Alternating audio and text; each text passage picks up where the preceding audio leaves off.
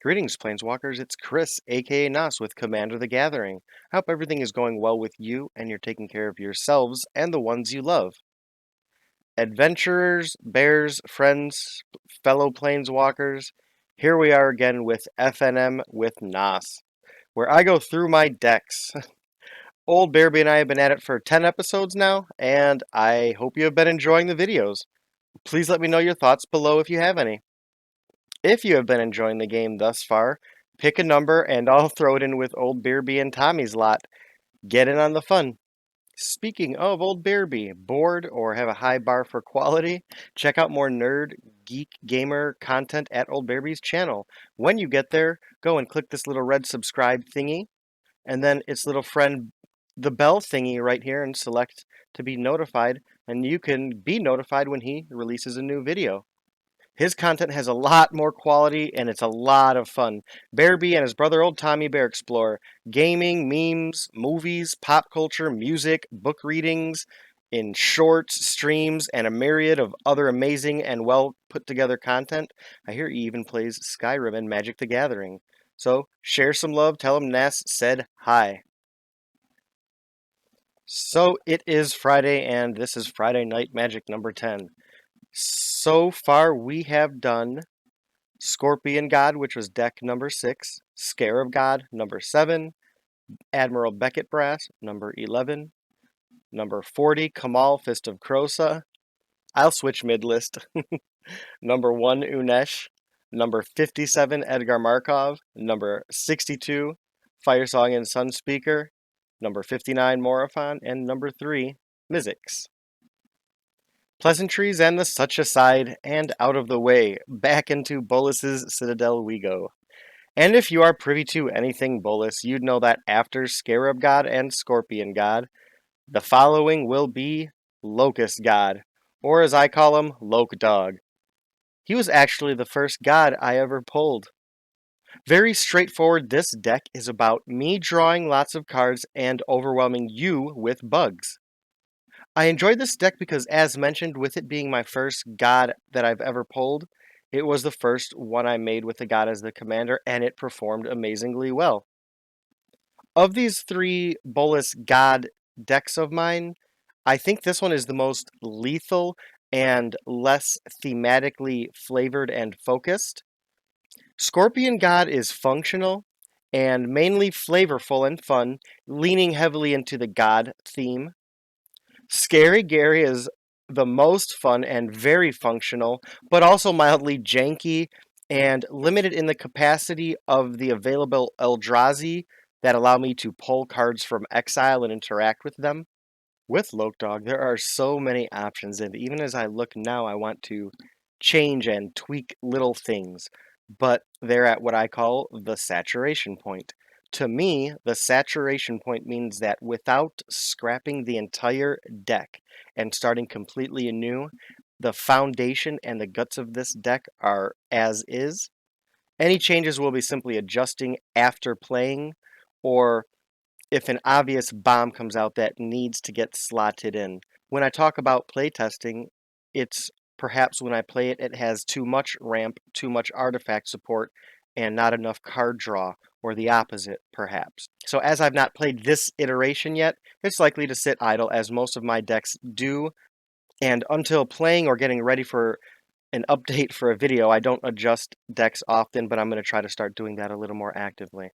My point is, this deck is more streamlined for winning, not so much having fun and exploring Magic with everybody around you.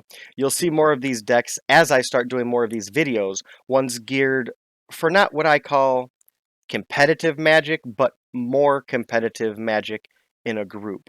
With that out of the way, let's put our eyes to the skies and glance upon Locust God, or Loc Dog.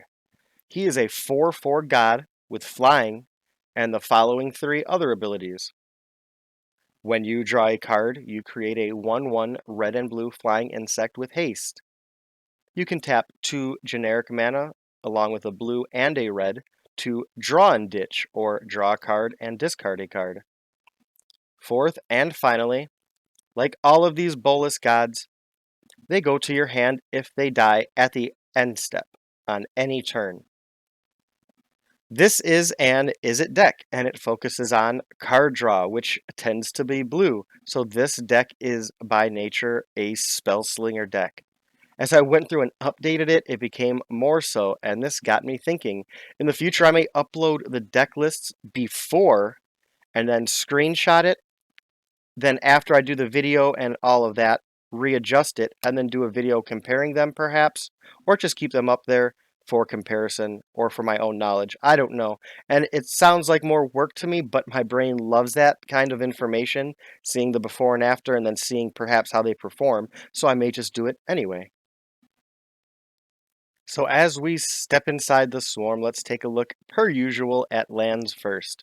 We have Study Hall, Mirror Pool, which is definitely worth the reading. There's so much function here. Bonder's Enclave, that card draw is important. And Reliquary Tower, with the card draw, I hopefully will have no maximum hand size. I put these two together just because with the entire god concept going on, I thought it was kind of interesting. We have Nykthos, Shrine to Nyx, and Temple of the False God. Some big mana ramp. The rest of the lands are basic or nothing of note, but as I always mention, below will be the deck list if you want to check out the deck list in its entirety. And as we do around here, after stepping out of the lands, we move right to what I call our mana enhancers. Pyromancer's Goggles adds a red mana, and then you'll start to now see themes and redundancy with the potential to copy spells, as you saw on Mirror Pool. Soul Ring, don't leave home without it, and its more colorful friend, Arcane Signet. And this can do a lot of work here, Seal of the Guild Pact. And then on to more theme, flavor, and redundancy. We start with Izzet Keyrune, a mana rock that has the potential to become a creature that also then allows me to potentially draw and ditch again, focusing on the draw part. That's the important thing here. And then Mind Stone, a 2-drop colorless artifact that gives me mana ramp and allows me the potential to late game draw a card. A more expensive and more colorful partner to Mind Stone is Commander's Sphere, which taps for a colored mana of my commander's identity, and again has the potential to draw, but this is a little easier as I can actually tap it for mana and then sacrifice it if I feel the need. And then we have Thought Vessel, which is a mana rock that allows no maximum hand size. Again, hopefully with all of this card draw, this will be relevant. After our mana enhancers, we move on to equipment, starting with Team Pennant. This is a new interesting card from Strix, and I like the way that it interacts with tokens.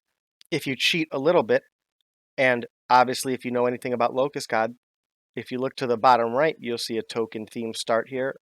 And I wouldn't say token theme, but there is a lot of token support here. This is one of those ways that I kind of allow that. And then we have Skull Clamp, a way to exploit those 1/1 bugs I have, but also to create more bugs. For a little bit of context, if I have a 1/1 bug and I equip this to it, that 1/1 bug dies, but I draw 2 cards. When I draw those 2 cards with Locust God out, that 1 bug dying draws me 2 cards and nets me 2 more bugs. Lightning Greaves for a little bit of quickness, a little bit of Shroud, and then as mentioned moments before, Giant's Amulet. This is a nice cheap artifact and is mainly here for hexproof for my commander, but it again allows the potential token support and a little bit of strength on the backside. I'm someone who likes modes. I like the fact that this can be just a 1-drop to equip to protect my commander, or potentially something a little more explosive with creating a token, doing a little bit more. And then again, if I have a way to bounce this to my hand, it creates that option again. Next, we move on to our what I call static artifacts, starting with Library of Lang. It's a lengthy and wordy card, but the gist of it that I enjoy here is in the event I don't have that support for unlimited hand size, it allows me to basically control what goes where on the top of my library when I have to discard, and even allows me to bypass random discard effects. Glaring Spotlight's very interesting here. The general way that I use this card is a way to bypass hexproof where I need to specifically target. And I can do that a little bit here, and it's nice. There's not much of it. The key here is actually the second condition here, where I can tap 3 and sack it and make my creatures hexproof and unblockable. Again, I'm someone who likes a lot of modes or uses to things, so this can be very important for me to target creatures statically, but then it allows me to, if someone is targeting my commander for removal, for example, to give him hexproof, or to give another creature on my board hexproof. And as a third option, or third tied in with the second, is if I'm swinging in for combat and I want to go lethal, I can make them unblockable, and at the same time make them hexproof to prevent them being targeted and removed. Ashnod's Altar is a freakishly amazing card here because paired with Skull Clamp and throw in some bugs, you just have an amazing value engine. I will not draw it out, but if you have 2 insects out with those 2 artifacts, you can create a sack and draw outlet, netting insects each time that you can sacrifice and start stacking generic mana, again, the whole time drawing cards in the process. And kind of in line with that, I do need a Phyrexian Altar, the original Purphoros, and Impact Tremors for this deck now that I'm looking at all of this. But that's wishful thinking, so moving on. As I mentioned, one of the themes here is token and token support. These static artifacts are just a little bit more of that and show what I aim for in this deck. God Pharaoh's Gift allows me to exile creatures from my graveyard and create 4/4 zombie tokens of them that gain haste. Next I have Tamiyo's Journal, one of what I think is the most underrated and underused cards because it allows you to get potential card draw. But if you see that second effect, it's absolutely amazing. Sacrifice 3 clues and you get to tutor for anything and put it into your hand. That is value here. And this card can go in any deck as it is colorless. And this one is something that's kind of a roll of the dice, but has late game potential too. And I wanted to put it here because with the cards here, with Locust God, this first ability can be so relevant. Idol of Oblivion allows me to tap it and draw a card only if I have created a token this turn. Hopefully these things will allow me to do this. The interesting thing here is I can also do this at any time, so it doesn't need to be on my turn. If some reason I get a insect spit out on your turn, I can do it also at that time. Then what I call the more later game one where I can sacrifice it for a 10/10 if that is more beneficial at that time. So now that we're done with static artifacts, let's move on to enchantments and auras, starting with Curse of Opulence. This card always reminds me of that old commercial. Opulence, I has it. In fact. It's a madness. We're in Shiragorath's realm. Apparently, because if there's one place I'd hate to be and that would drive me mad, it's a place built of... Opulence, I has it. I like the best. This one. I jump in it.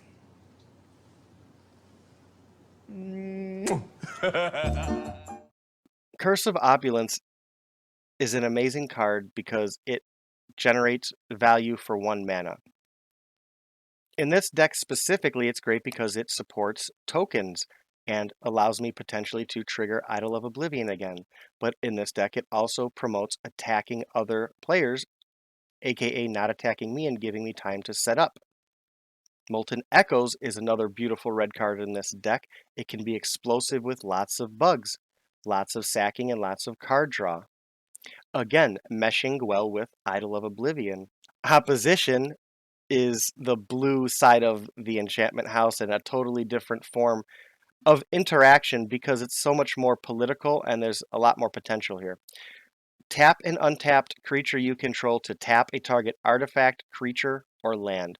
And keep in mind, this does not have to be on my turn. So one example of what I can do is you and I can look at each other and say, we want to take out that person. But it may not be my turn. So what I can do is offer to tap a bunch of my bugs to tap down blockers of that third opponent, and you can swing in and kill them. And then hopefully my plan would be to swing in next and kill you while your creatures are all tapped. Additionally, with a lot of bugs, I can do something tricky like at the beginning of your untap step where you untap your lands, you untap them, and I can immediately at the end of your untap step, before going into your main phase, tap my bugs and now tap your Soul Ring, your Mana Dorks, and your lands, respectively, based on the text of the card, shutting down your entire turn. And then Collective Restraint is kind of a placeholder here. At most, it makes you have to pay 2 to attack me. Then we have a few more bombs in this deck, starting with Bident of Thassa. Now, depending on my board state and with a few of the prior cards, like Opposition and Collective Restraint, I can use the second ability, creatures your opponents control attack this turn, if able, to my advantage and force them to attack, knowing they cannot pay the tax to attack me, or knowing that if they do attack me, I may just tap the attacking creature down anyway and not allow it. It's an interesting way to potentially manipulate combat.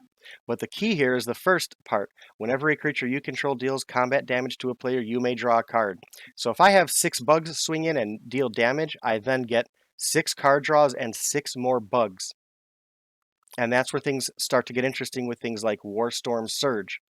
Whenever a creature enters the battlefield under your control, it deals damage equal to its power to target creature or player.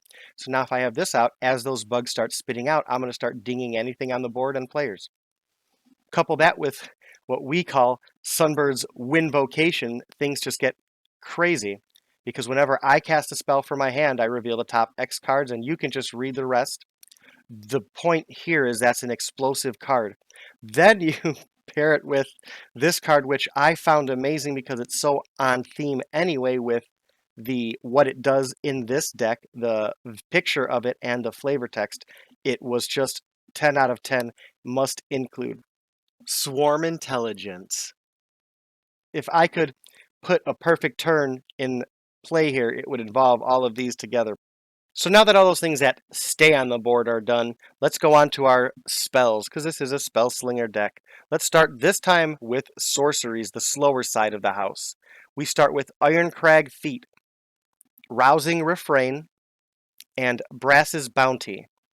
The theme you see with these is mana and value, and each in different forms and under different conditions, which is what this deck is about.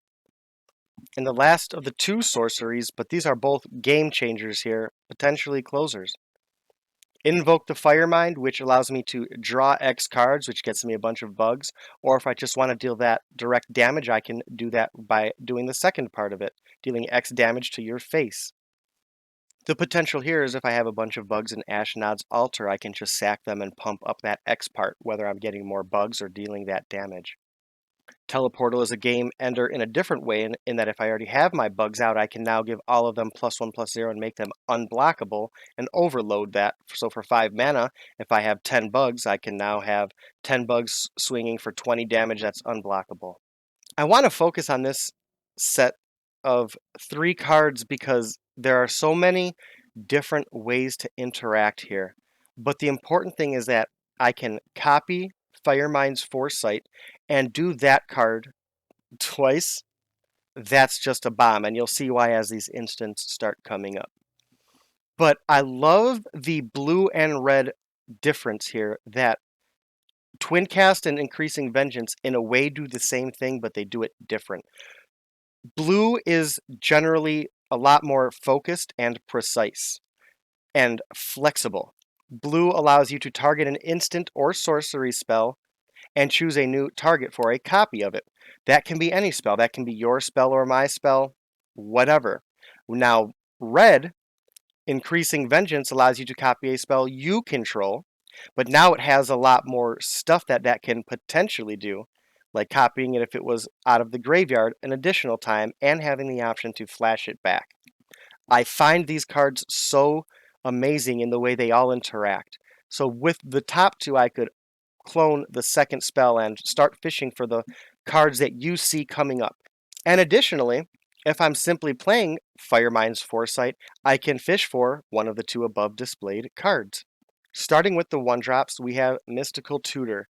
This one's a little tricky because based on the conditions of the card, you don't really want to copy this unless you're going for some kind of storm effect or something that benefits you simply copying and casting a spell X amount of times, because this makes you shuffle your library and reveal that card and put it on top of it.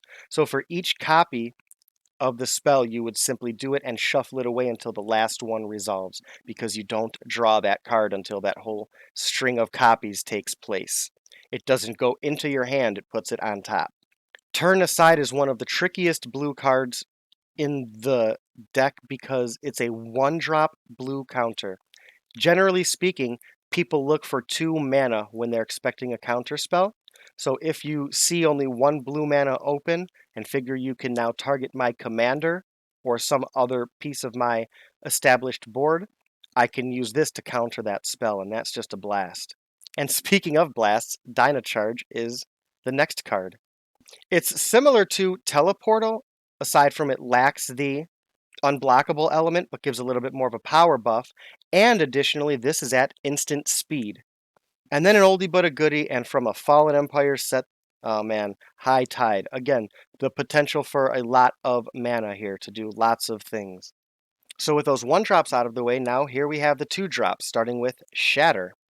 Snap, Auragraft, which is just an amazing card where basically I get to move or steal an enchantment. Comet Storm is another late game changer. If I have Ashnod's Altar and a Bug Engine out, I can pump it into this, kick it, and start doing X damage to multiple opponents. This is just brutal. And then poking its head in there, I can always fish for the good old counter spell. Then with the 3-drops I can grab, we have Counterflux, which is a counter spell that can't be countered. And additionally, I can overload it to just counter anything that's happening in terms of spells, not effects. Dragon Rage is a game closer here, and the way it generally works is if I have one more attacker than you have blockers, I can do massive damage, or if I just have a bunch of 1/1s attacking, I can do massive damage. What it would do is if I have 10 attackers attacking you and one gets through, I would cast this to get 10 mana, and the one that gets through, I will then give Fire Breathing to, essentially giving +10/+0 until end of turn for the one that got through. Now, if all those are getting through, that's just straight damage plus the additional 10. Now, if I have a lot more bugs, I can split that up. So there have been times I've had 20, 30, 40 bugs out, and I can split it 2 different ways with 2 getting through on each end and split that damage up, kill multiple opponents. It's beautiful. Valkut Awakening is a new interesting card that allows me to cycle my hand. So I've not gotten to use this. I'm very interested in seeing how this is going to work one day. Decoy Gambit could easily be taken out, and I may do it. I had it for my element of trying to keep it interactive with opponents. And this is interesting because it can give me the potential to bounce their commander back to their hand, or a crucial blocker, or something that's stopping me, like a Windborn Muse, stopping me from attacking. And it gives me the potential to draw a card otherwise, which could net me more bugs. This may be a potential for me to pull out for Impact Tremors if I get that card at some point. And then another card I can fish for 3 mana is Blue Sun's Zenith, an instant that allows me to draw X cards and gets shuffled back. It's amazing.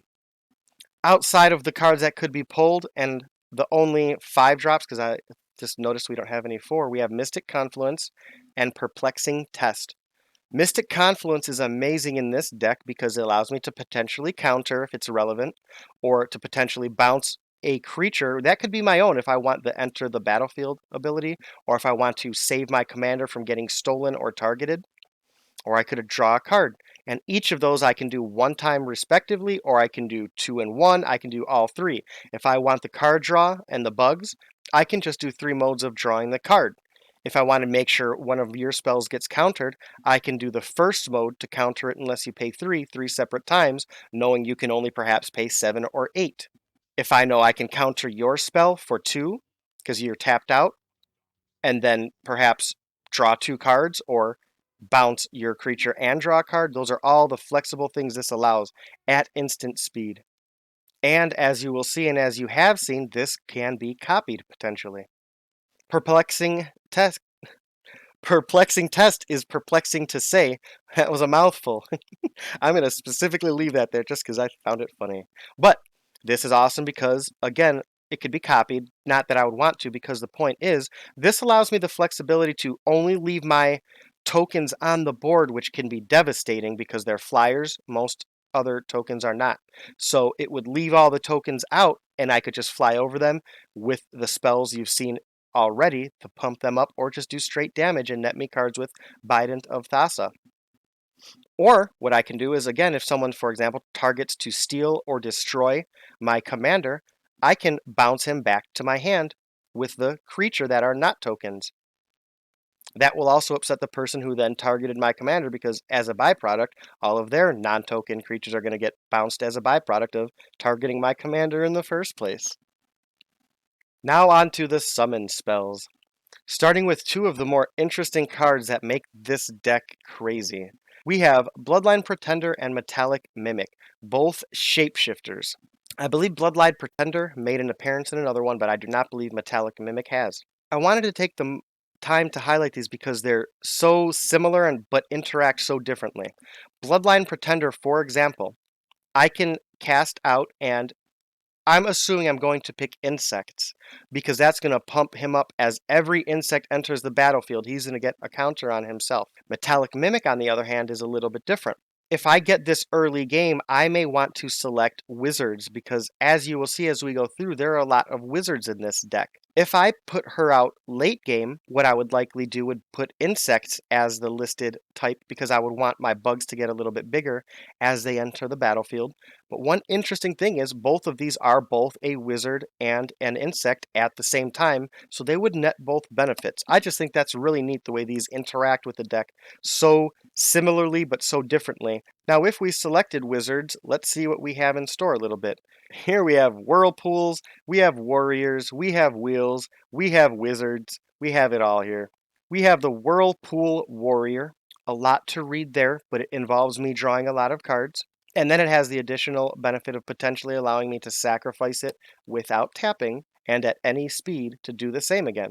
Well, technically not the same because that sacrifice effect hits everybody, so you're welcome. Jace's Archivist is similar but a little bit different in that it taps and I have to pay a mana so I don't sacrifice, and then we all whirlwind our hands and draw some cards. Magus of the Wheel is interesting. Again, I like the difference between this and the top two in that as this is a red card, it's limited to 7, a more chaotic effect.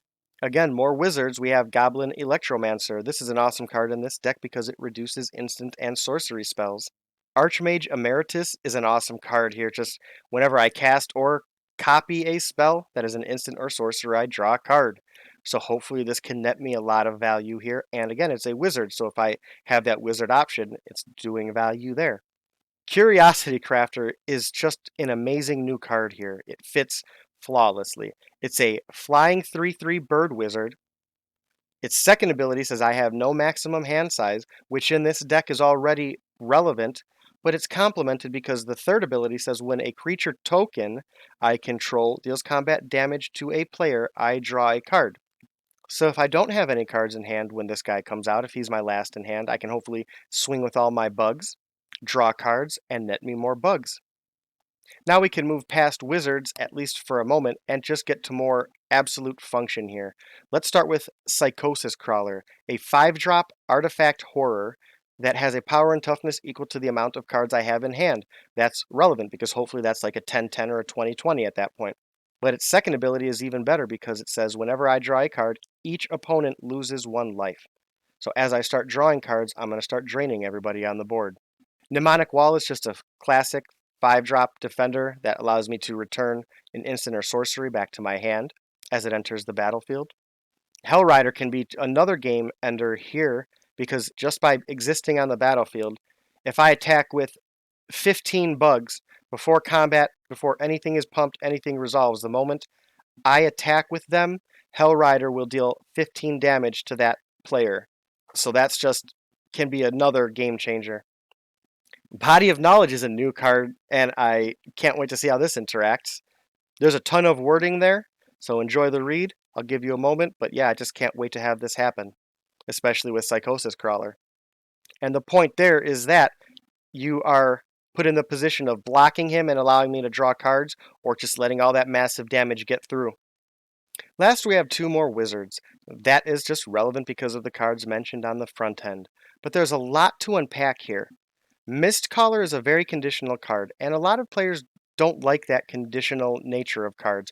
Basically being that, well, if you remove them, then you don't get X and Y. All they have to do is remove it. And that's right. But by the same nature, I guess that stands for a commander, because if you have a commander deck that is based on what a commander does, I could just argue that, well, all I have to do is remove your commander, so your commander deck is invalid. And that is not the case. Mistcaller I like because of the fact that it's a cheap bait effect, but it's also a very relevant effect. So it stops a person from doing something. If they had things that bounce things to and from graveyards or flicker, or basically any way to get creatures out aside from casting them, this forces them to either sit on their hands and wait, or target this card. And in targeting those cards, I can do a lot because I know that that's going to happen.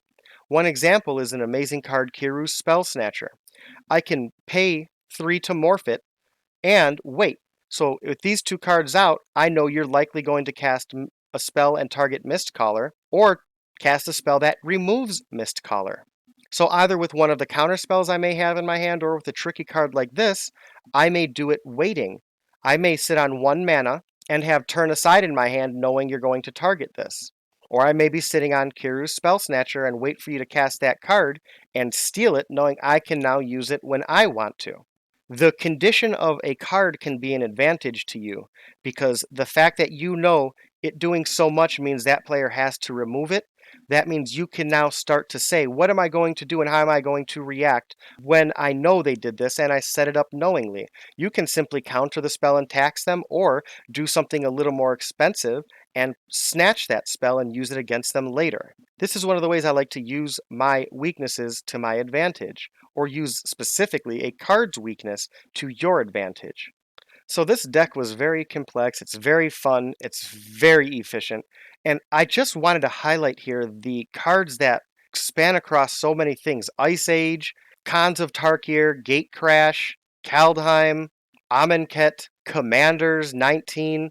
It's just, I mean, Library of Langan Counterspell are either 4th edition or revised. I don't know how old those cards are or how far they go back. Mystical Tutors from Mirage, High Tides from Fallen Empire. It's just so many cards across how many years are in this deck to make it this efficient. And I love that. That's just one interesting thing I noticed. Curiosity Crafter, completely new card here with High Tide, which is a card that was born before a lot of you players. It's just interesting to me. I love that. So that was Locust God and his deck. That was the last of the 3 Amonkhet gods. So the next one may be a little bit of a surprise, and I hope you all enjoy it. Until then, I hope you're taking care of yourselves and the ones you love. And until we planeswalk back, cheers.